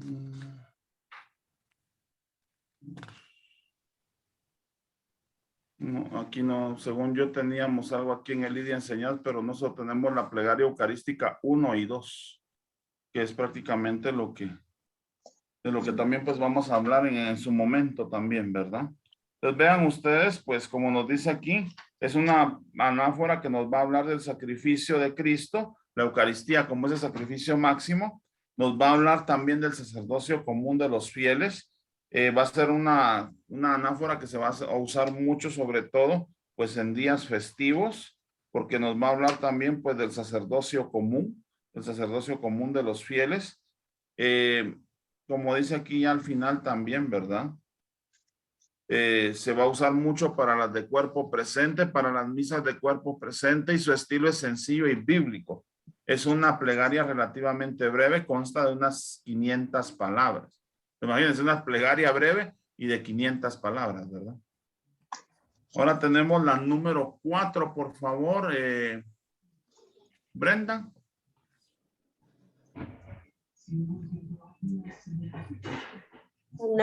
Anáfora 4. Esta anáfora tiene una estructura muy definida. En su primera parte, Dios es glorificado por sí mismo, por su poder, su grandeza y por la obra de la creación. Esta alabanza se le atributan los ángeles, los hombres y toda la creación. Luego Dios es glorificado por la creación del mundo. En un tercer momento, Dios es glorificado por la creación y redención del hombre. Su estilo es sencillo y bíblico, como indica la ordenación general del misal romano en el número 322D. Esta anáfora podrá utilizarse en las reuniones de fieles que tienen ya a un conocimiento profundo de la Sagrada Escritura. Aunque la experiencia demuestre que los fieles, aunque sean personas muy sencillas, siguen con atención y comprensión profunda las palabras que se van pronunciando. Muy bien. Pues aquí vemos, como lo dice muy bien aquí en este ejemplo, pues es una anáfora pues que nos va a hablar de la historia de la salvación, de la misma creación, de los ángeles, de los seres humanos, de que todo ha sido creado en el mundo para la glorificación de Dios. Vean ustedes, aquí vamos a encontrar que nos dice, ¿verdad? Esta anáfora podrá utilizarse en las reuniones de fieles que tienen ya un conocimiento profundo de la Sagrada Escritura. Entonces ahí vemos nosotros pues que son prácticamente himnos introductorios de la plegaria eucarística, que nos hablan pues también de tener un conocimiento para que puedan los fieles pues identificarse más, configurarse más con lo que se está celebrando, para que vayan también entendiendo las palabras que se van a ir proclamando, ¿verdad? Ahora de la anáfora 4 pasamos a las 5, 6, 7 y 8. Por favor, Erwin.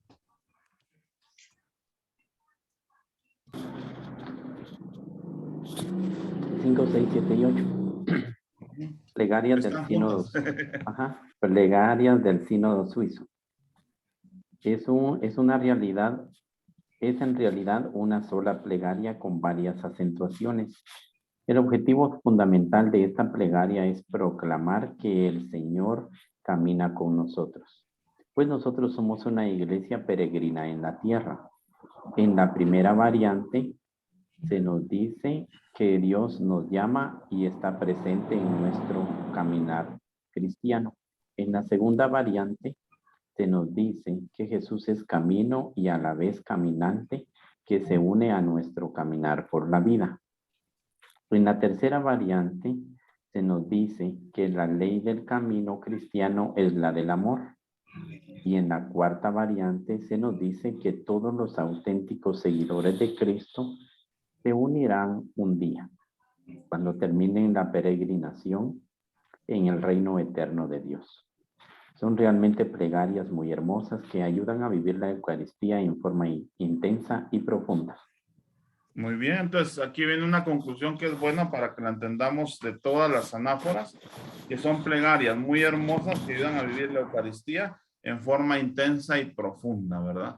Estoy tratando de buscar por acá una para que la veamos, pero vamos a ver. A ver si aquí encuentro una, vamos a ver. Para que ustedes vean de lo que trata y de lo que dice, porque es una manera en la cual pues podemos entender un poquito más profundamente pues esto, lo que estamos viviendo en el santo sacrificio, ¿verdad? Porque como lo dice aquí, ¿verdad? A vivir la Eucaristía, pues no solo de presencia, sino de conciencia, ¿verdad? Pues por ejemplo, así como ven ustedes estas que nos dicen, de las 5, 6, 7 y 8 nos dice el Señor que camina con nosotros, la llamada de Dios que tiene hacia cada uno de nosotros, cómo Dios está presente en nuestro diario caminar. También nos recuerda pues que Dios camina con nosotros, que la ley del cristiano también nos dice en otra, pues la ley del cristiano va a ser el amor, radica en el amor, la invitación a vivir, pues todo esto que es el amor de Cristo, como nos va a decir San Pablo, el amor de Cristo nos apremia. Pues es una llamada a vivir pues esta realidad del amor de Dios. Pasamos a las 9 y 10, por favor. Pati Ávila, por favor. 9 y 10. Anáforas de la reconciliación. Con el fin de que las intenciones del Año Santo del 1975 se reflejaran en la Eucaristía y más en concreto en su mismo corazón, se compusieron 2 anáforas sobre la reconciliación. Son 2 plegarias muy hermosas que insisten en la reconciliación, poniendo especial importancia en la reconciliación con Dios. Anáfora 1 de la reconciliación, y en la reconciliación con Dios, y reconciliación y unión con los hermanos. Anáfora 2 de la reconciliación. Muy bien. Entonces vemos nosotros aquí pues que estas regularmente son las que se usan cuando se vive, por ejemplo, una liturgia penitencial. Una liturgia penitencial, y ahí es donde se ve pues prácticamente pues el uso de estas anáforas, ¿verdad? Que estamos viendo ahorita cómo se viven, ¿verdad? Al final pues ¿qué es lo que tenemos que ver nosotros? Como insistimos, son plegarias que nos van a llevar sobre todo pues a reconciliarnos con Dios. ¿Qué es lo que hace Dios por nosotros? Pues hace todo. Pues ¿qué es lo que hacemos a través de estas oraciones pues propias de la liturgia? Pues sobre todo vivir de mejor manera lo que hemos sido convocados desde siempre a celebrar. Después tenemos la 11, 12 y 13, por favor. Doña Ani, por favor.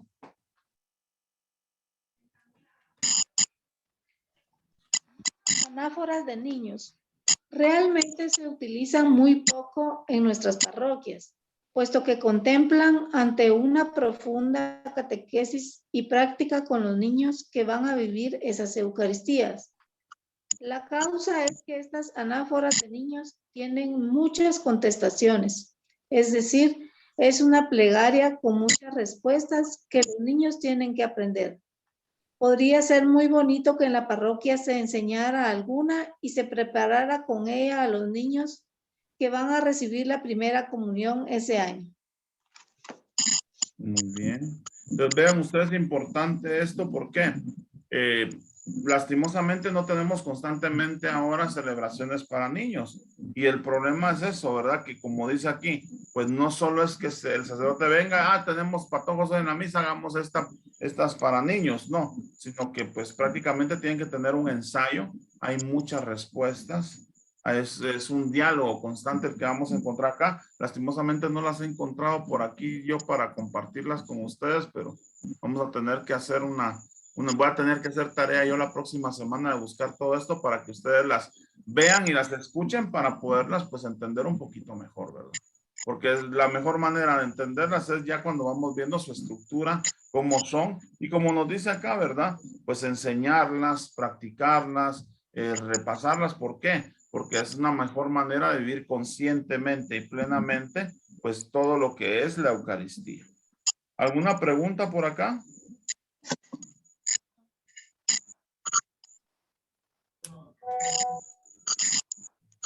Podría ser así como dice aquí abajo, digamos por fin una palabra sobre el número 9 de la lista que se encuentra en la página 68.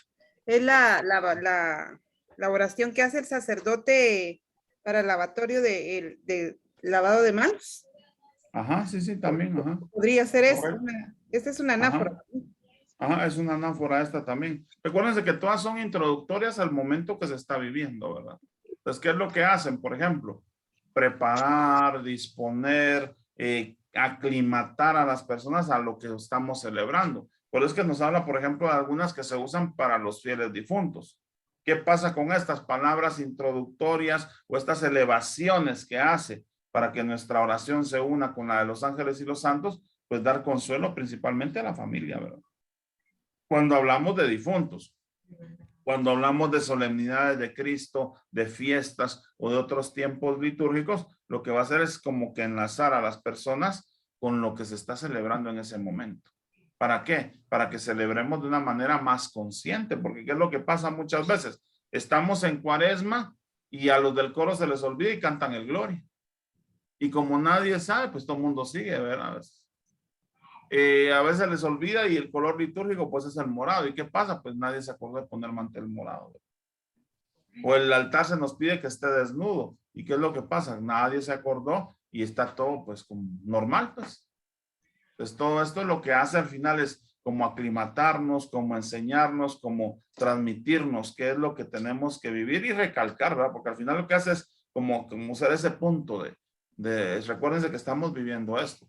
¿Por qué la de niños es así de diálogo? Porque es una manera de mantener la atención de los niños. Cuando ustedes dan catequesis a niños, lo más que pueden mantener su atención son 15 minutos, lo más, a veces ni eso. Y una manera de mantener la atención bien de los niños, como lo dice acá, es a través de un diálogo. Que los niños también pues tienen que saber y contestar y responder. Otra cosa que pasa, si ni los adultos se lo saben, ¿cómo se lo van a saber los niños, verdad? Entonces ahí donde vamos viendo qué es lo que pasa también.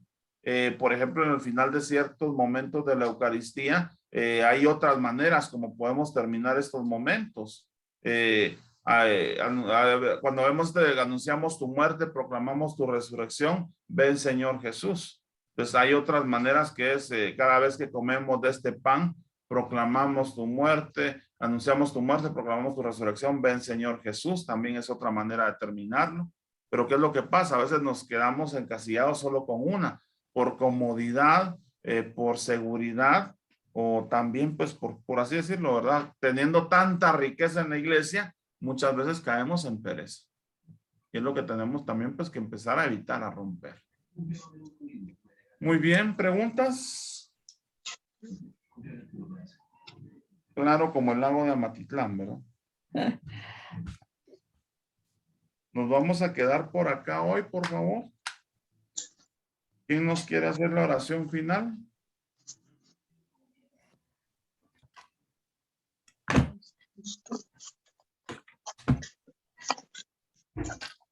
Digamos en el nombre del Padre, del Hijo, del Espíritu Santo. Amén. Amado Dios, te damos gracias por este momento que nos has regalado, que nos has permitido podernos conectar por medio, Señor, de las redes. Gracias, Padre, porque sabemos que has enviado tu Espíritu Santo sobre cada uno de nosotros, para que esta enseñanza, Señor, la podamos poner en práctica y que nos sirva para llevar bien, Señor, lo que es este servicio al cual tú nos has llamado. Bendice desde ya a cada uno por nombre, Señor. Bendice a aquellos que también de una u otra manera estarán viendo este video, Señor, para que también se puedan llenar y empapar más lo que es tu gracia y lo que es tu amor. Bendice a nuestro hermano Juan Carlos, siempre guíalo y protégelo. Y sobre todo, Señor, provéele lo necesario. Virgen María, te pedimos que intercedas ante tu Hijo Jesús, para que todo lo que hagamos y realicemos sean gratos a los ojos de Él. Gracias, mi Señor Jesús. Amén y amén. En el nombre del Padre, del Hijo, del Espíritu Santo. Amén. Muy bien, muchas gracias por su presencia y atención a todos los que nos han acompañado a través de YouTube. Agradecemos sus comentarios, sus sugerencias. Como le decía, pues es una formación. Profundizaremos un poquito más lo de las anáforas en la próxima clase que tengamos para que tengamos una mejor iluminación sobre lo que es esto, sobre lo que son estas aclamaciones, estas oraciones que el sacerdote hace durante la plegaria eucarística para elevar esas oraciones a la presencia de la Santísima Trinidad. Que Dios les bendiga a todos. Gracias por su atención y nos miramos en la próxima. Bendiciones.